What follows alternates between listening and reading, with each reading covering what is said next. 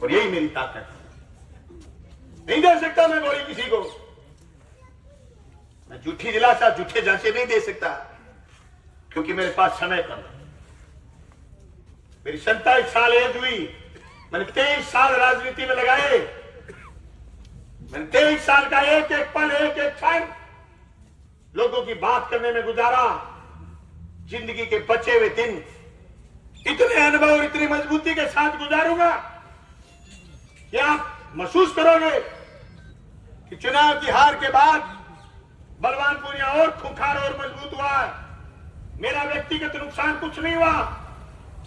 हमने कोई मरबे नहीं खरीदे, हमने कोई बैंक बैलेंस नहीं बढ़ाया, हमने कोई जमीन जायदाद नहीं खरीदी, हमने कोई व्यक्तिगत फायदा इस सीट से घर के किसी भी मेंबर ने नहीं उठाया। और जो रिश्तेदार व्यक्तिगत फायदा उठाना चाहते थे वो भी इस चुनाव में हमसे रुखसत हो चले, क्योंकि हमारा कमिटमेंट, हमारा वादा था हम जनता के मुद्दों की राजनीति करेंगे। और ये सिर्फ मैंने नहीं करी है, देश में हजारों हजार लोग अलग राजनीतिक दलों में जिनका ये कमिटमेंट और ये वादा होता है कि हम जनता के लिए करेंगे, इसीलिए व्यवस्थाएं चलती है। मेरे सामने अवसर था आपसे बड़ा होने का, लेकिन मेरी जिद नहीं थी और मेरी तमन्ना नहीं थी।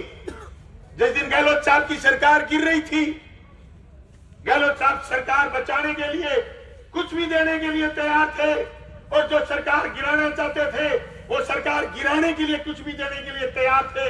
लेकिन मैंने हॉस्पिटल मांगे, मैंने सड़क मांगी, मैंने बीमा मांगा, मैंने कॉलेज चुने, मैंने स्कूल चुने, मैंने व्यवस्थाएं चुनी, मैंने मेरा कद चुना। पूरे पड़ोसी हरियाणा को और पूरे हिंदुस्तान में जो मुझे जानता है उसको और पूरे राजस्थान को मलाल कि जिस दिन राजस्थान की सरकार किसान विरोधी बिल लेकर के आएगी, मजदूर विरोधी कानून लेके आएगी, छात्र विरोधी कानून लेकर के आएगी, उस दिन बलवान पूनिया की याद लोगों को जरूर आएगी। और लोग कहेंगे कि काश या बलवान पूनिया होता तो बहुत मजबूती से बोलता। मैं भी जरूरी कागजात तैयार करवाने के लिए विधानसभा गया हुआ, मुझे एक बीजेपी के एमएलए साहब मिल गए, बोले यार बलवान थोड़ा सा फिसल गया यार, तेरे बिना विधानसभा में मजा नहीं आएगा, लड़ेंगे किसके साथ। मैं कहा भाईडा 5 साल की तो ठुकेगी, अब वो तू आशा जब वो बोले कि नहीं तो मैं ना हूं, मान लो को टिकट काट दे, देखो हमने तो किया उसके मोदी तड़का भी कह सके चुनाव आगे करावा ही बढ़ते वो चुनाव हो नहीं, नो मोर लोग इलेक्शन इन डेमोक्रेसी। मोदी ये भी कह सकते, होने को कुछ भी हो सकता, लेकिन होगा ये कि किसान की, मजदूर की, छात्र की, नौजवान की, दलित की, पीड़ित की जहां भी आवाज लगानी पड़ेगी, अब वो आवाज राजस्थान की विधानसभा की बजाय सड़कों पर मजबूती से गूंजेगी। मेरा जो राजनीतिक लक्ष्य था किसान के लिए, जब मैं विधानसभा में हूं तो मैंने 5 साल में ये कोशिश करी मैं किसान को माइलेज दूं, मैं किसान को फायदा दूं, मैं किसान को संबल दूं।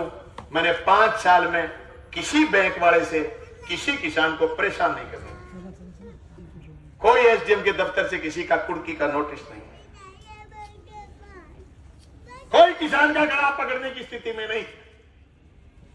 आज सुबह इतनी भयंकर धुंध के बावजूद 8:30 बजे मेरे पास 4 लोग आए, 4 नोटिस लेके क्या मेरे साहब डांग दे रखे, 3रा नोटिस क्या कुर्की का कर,